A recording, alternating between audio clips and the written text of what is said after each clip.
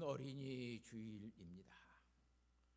어린이 주일이기 때문에 오늘 우리가 부모들로서 우리 자녀들을 어떻게 대하고 양육하고 길러가야 할 것인가, 예수 믿는 신자의 가정 속에서는 어떻게 부모와 자녀 간의 관계가 어떻게 놓여져야 되는가를 오늘 말씀을 통해서 우리가 생각해 보려고 그럽니다. 본문의 말씀은 아비들아 이렇게 했는데 저는 부모들아 이렇게 말씀을 고쳤습니다. 그래서 제목을 부모들이라고 제목을 잡았어요. 헬라어 성경에 보면 이 아비들이라 파테르라고 하는 말인데, 이때 당시에 아비들아 파테르라고 불렀던 그것은 부모 전체를 부르는 말이기 때문에 그렇습니다. 여기에 부모가 자녀들을 신앙 안에서 어떻게 대해야 되는가라고 하는 원리가 여기에 있습니다. 첫 번째는 여기 말하는 이 자녀는 테크론, 남녀, 여자의 자녀들이든 남자의 자녀들이든 아들이든 딸이든 어떤 자녀들을 다 함께 통칭적으로 부르는 말이 테크론이라고 하는 말이었습니다. 그 아들이든 딸이든 부모로서 자녀를 노엽게 하지 말라고 그래요. 파르고 노르 기르조라고 하는 말인데, 성나게 하지 말라는 말이에요. 성나게 하지 말라. 부모가 자녀들을 성나게 하면 그것은 교육의 효과는 다 반감되기 때문에 그렇습니다. 이 파르기지오라고 하는 이 말은 분개하다, 성나다, 화나다 이런 말의 뜻을 가지고 있는 말입니다. 자녀들을 부모가 화나게 하면 자녀들은 부모의 말을 듣지 않습니다. 그런데 자녀들이 부모의 말에 왜 화를 낼까? 내 말에 저 녀석이 화를 낸다고 부모가 발끈하는데 거기에는 화내는 이유가 있어요. 그냥 매칼없이 어머니 아버지의 말에 자식들이 화를 내고, 요즘 말로 말하면 반항하지는 않습니다. 첫 번째는 부모가 자녀를 화나게 하는 것은 부모가 자녀에게 부모의 뜻만 강요했을 때 자녀들은 부모의 말에 항거하는 것을 볼 수 있습니다. 많은 부분에서 부모의 입장에서 자녀들에게 강요하는 것이 있어요. 왜냐하면 부모가 살아보니까 그렇게 해서는 안 되는 것이기 때문에 강요합니다. 공부하라고 강요하고 어떤 일에 이렇게 하라고 강요합니다. 그리고 그런 것들에 잘 따라오지 아니하면 부모는 화를 내고 성을 내고 자녀들을 감정적으로 대할 때가 많이 있습니다. 이것은 사실상 신앙으로 부모로서 자녀들을 잘 양육해 가는 것은 아닌 것을 볼 수 있어요. 먼저 오늘 부모가 자녀들을 교육하고 양육하려면 이치에 맞게, 상황에 맞게 잘 그것을 훈계할 수 있어야, 다시 말하면 인격적인 관계 속에서 훈계할 수 있어야 자녀는 부모의 말을 잘 알아듣습니다. 그런데 그것을 알아듣지 못하는데도 계속해서 강요하게 되면 자녀는 부모의 말에 반감을 가지고 있게 됩니다. 그러니까 일방적인 강요가 되어지지 않도록 부모로서 자녀의 마음도 살펴야 됩니다. 두 번째는 자녀들이 부모에게 화를 내고 반감을 가질 때는 자녀들을 다른 것과 비교하면서 멍청하고 미련하다라고 자녀들을 이야기했을 때 자녀들은 분노를 갖습니다. 누구와 비교하는 것, 그래서 자녀들은 부모에게 가까이 가지 않습니다. 공부 잘하는 큰 애와 공부 못하고 있는 막내를 비교해서 너는 형은 왜 이렇게 공부를 잘하는데 너는 왜 공부를 못하냐? 네 형도 내 속에서 나왔고 네 동생도 내 속에서 나왔는데 너는 왜 이렇게 멍청하냐? 이런 식의 교훈과 이런 식의 이야기를 하면 반감을 가질 수밖에 없습니다. 그런데 오늘 우리는 이런 사회 속에서 살면서 계속해서 비교되는 사회를 살아갑니다. 경쟁하는 사회였고 끊임없이 비교되는 사회에 살아가고 있기 때문에 계속해서 오늘 우리는 누구와 누구를 비교합니다. 모든 것을 비교합니다. 이런 집단주의 문화가 강요되어 있고 그런 집단주의 문화 속에서 계속 비교되는 그런 외향적인 성격을 가진 사람들이 한마디로 말하면 잘난 사람이다, 똑똑한 사람이다, 능력 있는 사람이다, 이런 비교를 통해서 사람들은 사람의 평가를 하기 시작했습니다. 그래서 좀 아들이 잘났으면 좋겠어요. 내 자식이 똑똑하고 유능했으면 좋겠어요.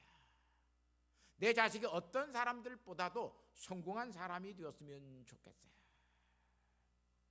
그런데 자녀들이 그렇게 살지 못하니까 부모 욕심을 자녀가 채울 수 있는 자녀들이 되어지지 못하니까 부모가 자녀에 대해서 계속해서 너는 왜 이렇게 못났느냐, 이렇게 비교하고 멍청하다고 나무랄 때 자녀들은 마음속에 반감을 갖습니다. 속으로 그래요. 너 공부 좀 해라. 그럼 뭐라고? 아버지는 학교 다닐 때 얼마나 잘했까디. 근데 말을 못하는 거예요. 왜? 그렇게 말을 하면 또 한 대 얻어 터지니까 말을 못해요. 이렇게 부모는 자녀들을 강요하거나 비교하면서 못난 사람이라고 꾸짖을 때 자녀들은 마음속에 반감을 갖습니다. 오늘날 많은 사회 속에서는 그렇게 이제 외향적인 사람이 성공하는 사회가 되어지지 않았습니다.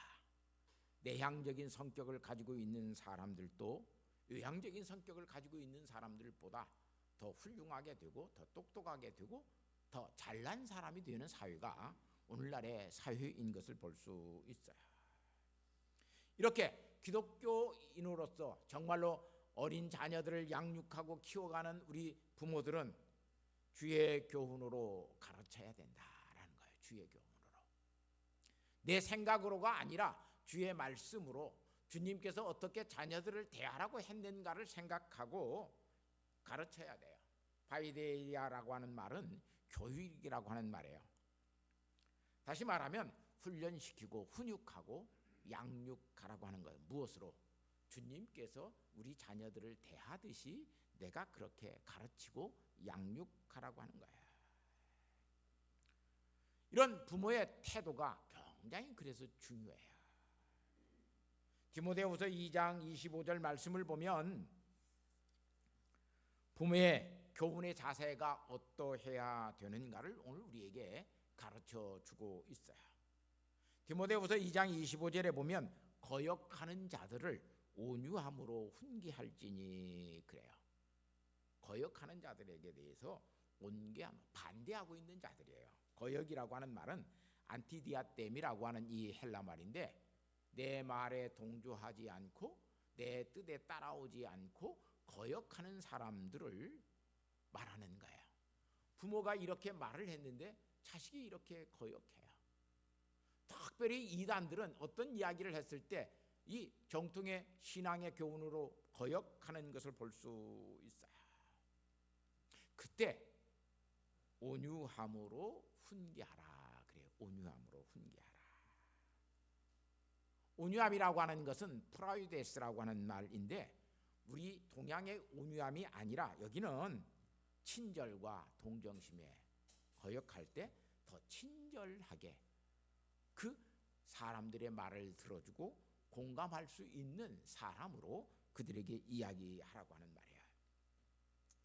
특별히 여기 말하고 있는 이 프라이테스라고 하는 말은 그냥 따뜻함 우리가 해주고 있는 어떤 친절함이 아니라 정확한 이해를 가지고 그들을 대하라고 하는 말이에요. 자녀가 왜 이렇게 내 말에 반감을 가지고 있을까? 어머니 아버지가 말하는데 자녀들은 그러기 싫어요 라고 하고 태도적으로 그들이 예는 하고 살지만 태도적으로는 예는 했지만 본질적으로는 가서 공부한다고 이해하고 가서는 책상 머리에 앉아서 분개하고 있는 사람이 되어져 볼 때 왜 자녀들이 왜 이렇게 될까를 깊이 이해해 봐야 돼요.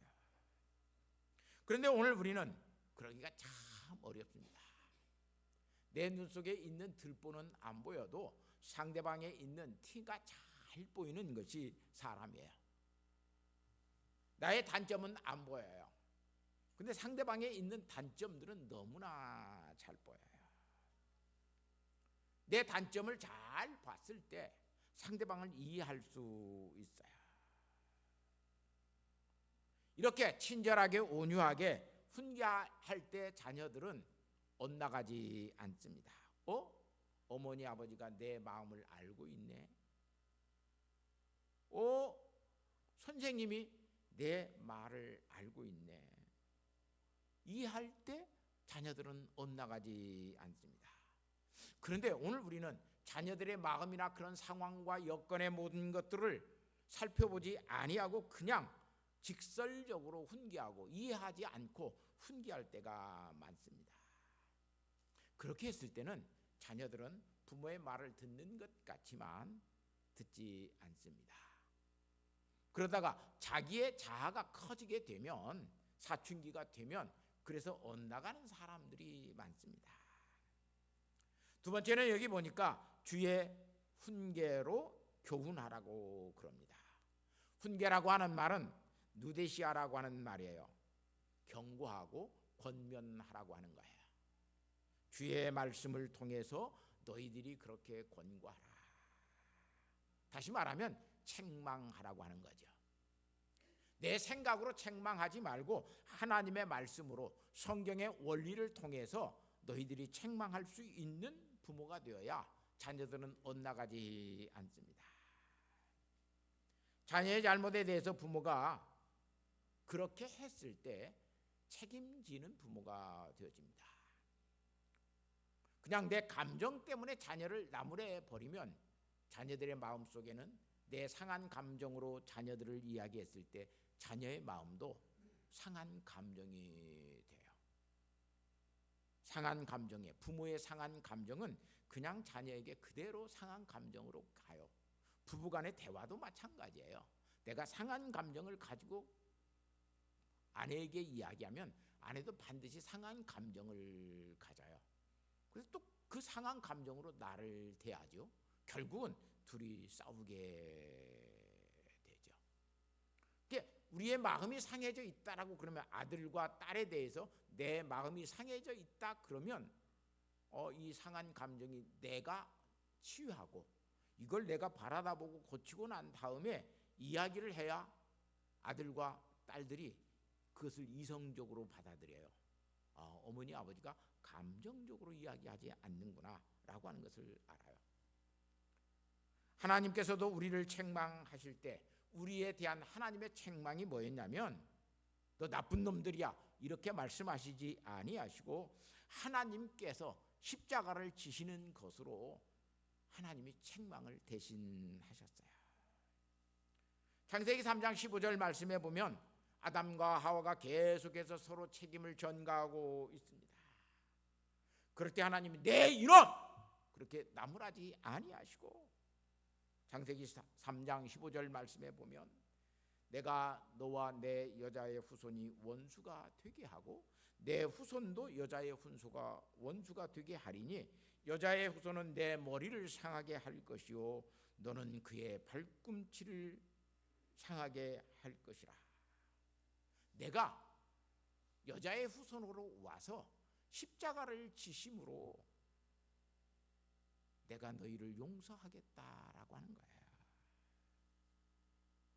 하나님께서 하나님 자신이 책임을 지심으로 아담과 하와를 용서하시겠다라고 그래요.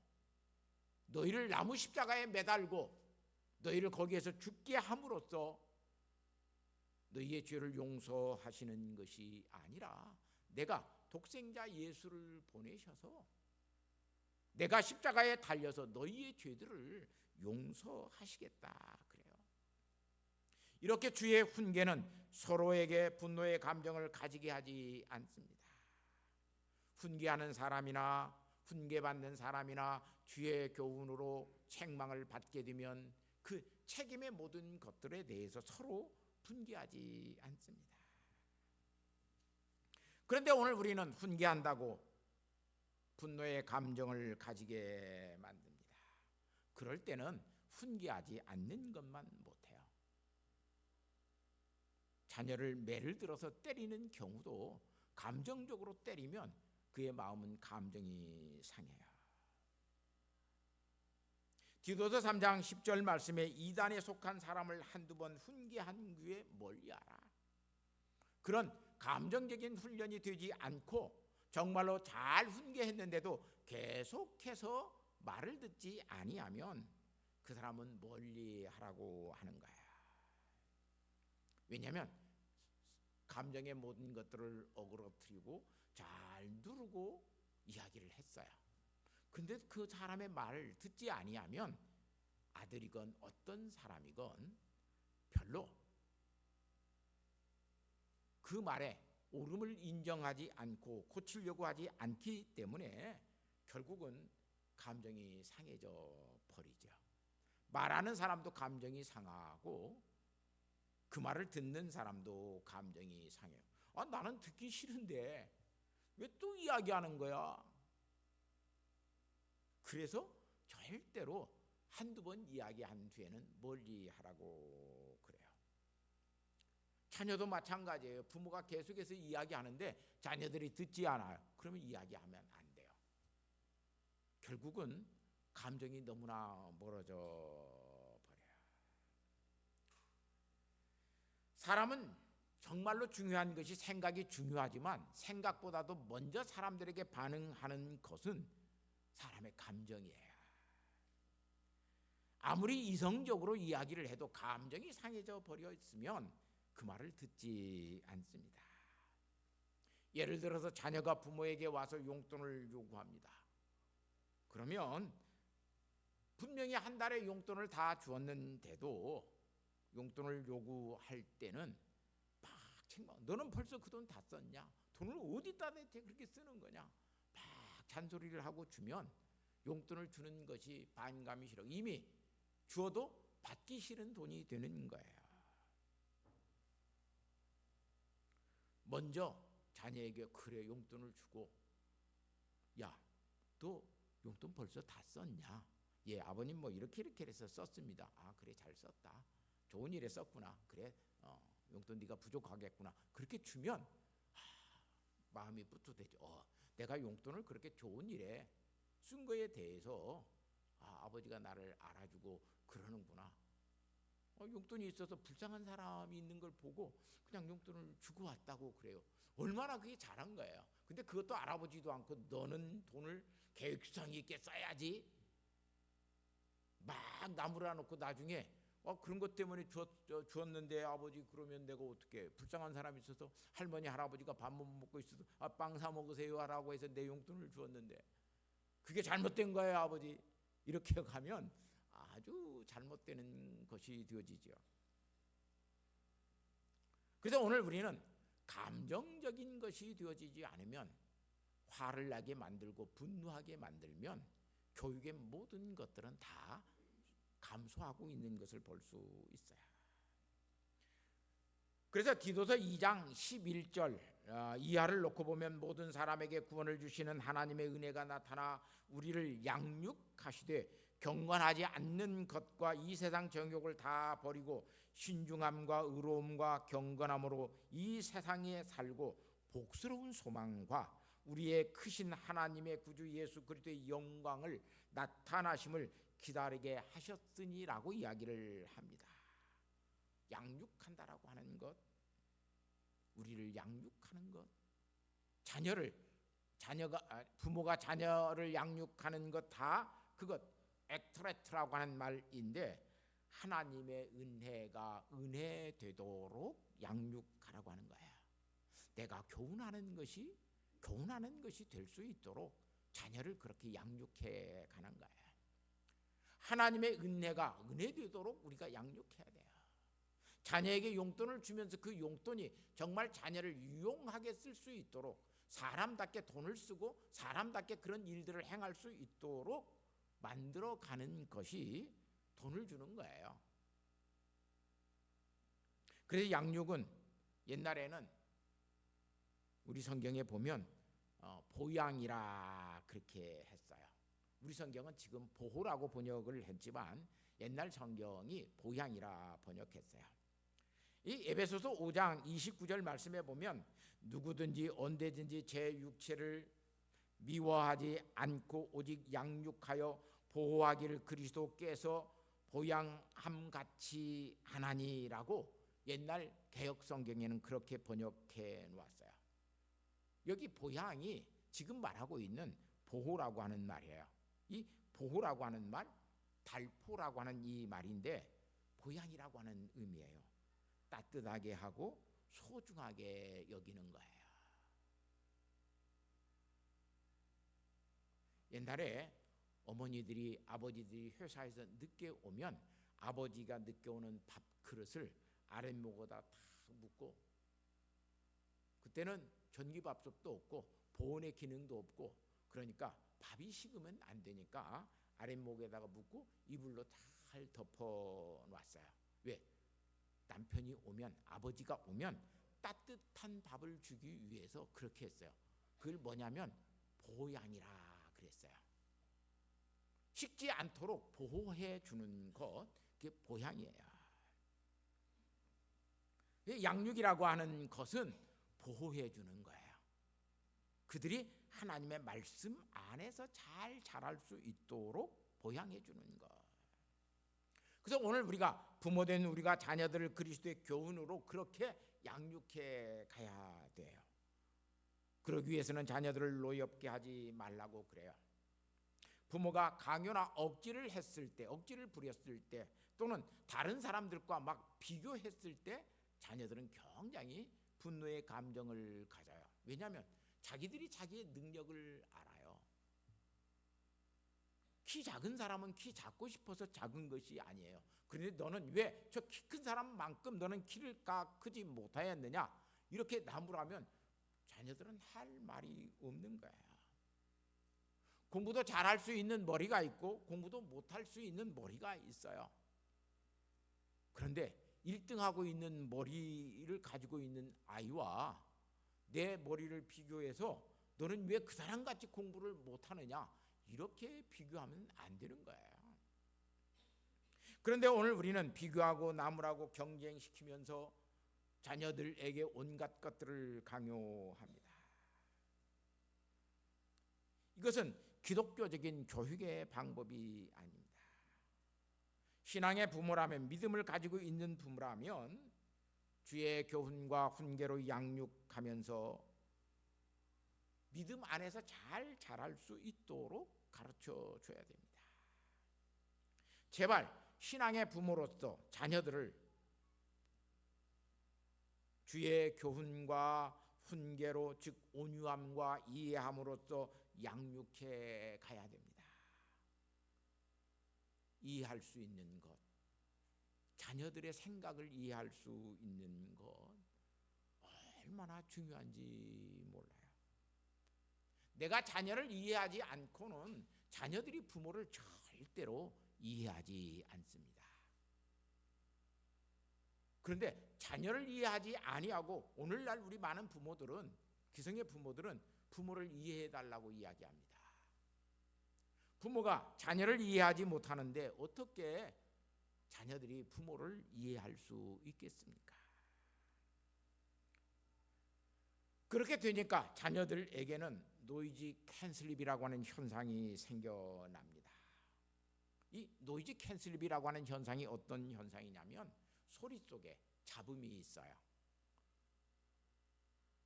우리가 TV를 켜면 찌찌찌찌 하고 옛날 전파가 잘 잡히지 아니하면 그 노이즈가 일어나요.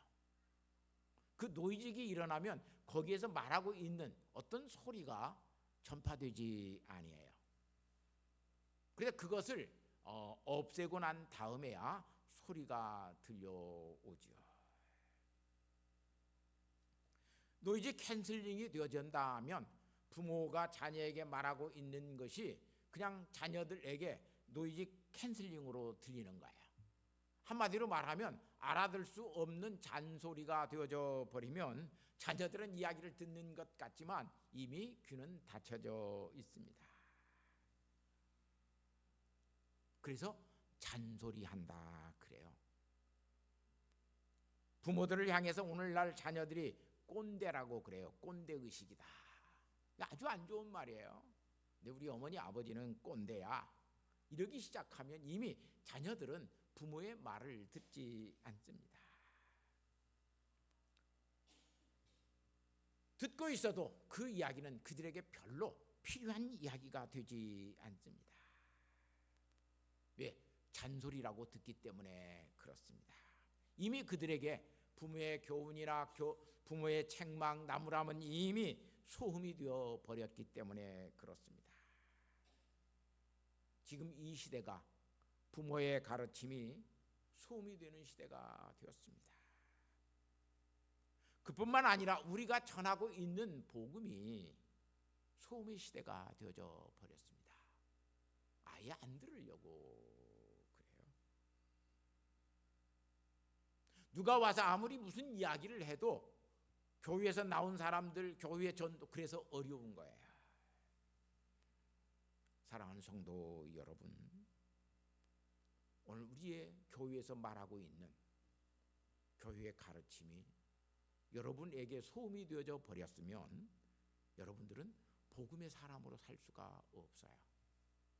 그뿐만 아니라 내가 말하는 것이 아이들에게 부모로서 자녀들에게 말하고 있는 것이 노이즈 캔슬링이 되어져서 이것도 우리 어머니 아버지 잔소리하고 있네, 이것이 되어져 버리면 부모는 자녀에게 사실상 많은 것을 이야기해도 아무도 부모의 말을 듣지 않습니다. 오늘 우리가 교육시키고 있는 것이 소음일까 복음일까를 이 시간 깊이 생각해 봐야 돼요. 아버지 어머니가 나를 위해서 교훈하는 이것은 정말로 복음이야. 나를 잘 되게 하기 위해서 책망하고 나무라고 교훈해 주시는 거야. 교회에서 오늘 말씀하고 있는 모든 것들이 오늘 우리에게 주어지는 것은 복음이야. 성도들이 그렇게 하나님의 말씀을 받을 때 오늘 우리에게 있어서 귀중한 믿음의 활력이 생겨요. 오늘 또 목사 설교하는 게 잔소리지. 이렇게 되어지면 설교가 여러분들의 삶 속에 아무것도 영향력을 가질 수가 없어요. 부모의 교훈의 소리가 소음이 되어져 버리는 아이에게 부모의 교훈은 아무런 소용이 없어요. 오늘날 교회가 여러분에게 말씀하고 있는, 전하고 있는 예수 그리스도의 말씀을 전하고 있는 것이 소음이 되어져 버렸다면 오늘 여러분들은 신앙생활이 이루어지지 아니해요. 오늘 우리는 어떻게 부모로서 또 어떻게 교회에서 하나님의 자녀로서 하나님의 말씀을 받고 듣고 행하는 사람이 되어 있을까를 오늘 이 어린이 주일에 다시 한번 생각하고, 가정에서는 부모로서, 교회에서는 하나님의 백성 자녀로서 오늘 우리가 말씀을 듣고 행하고 교훈하는 모든 것들을 실천해 갈 수 있는 복된 성도들이 되시기를 예수님의 이름으로 부탁하고 축복합니다. 하나님 아버지 감사합니다. 이 시간 저희들 아이들에게, 자녀들에게 부모로서의 책임을 다하고, 또한 교회에서는 하나님의 자녀로서 하나님의 말씀을 어떻게 듣고 있고 행하고 있는가를 아버지 하나님 살펴보고 행할 수 있는 주의 자녀들이 되게 하여 주옵소서. 그래서 아버지 하나님 가정이 건강해지고 교회가 또한 교회될 수 있는 은혜를 베풀어 주셔서 우리의 말이 소음이 되지 아니하고 우리가 말하고 있는 모든 것들이 가정에서도 세상에서도 복음이 되어지는 귀한 은혜를 베풀어 주옵소서. 예수님의 거룩하신 이름으로 기도하옵나이다. 아멘.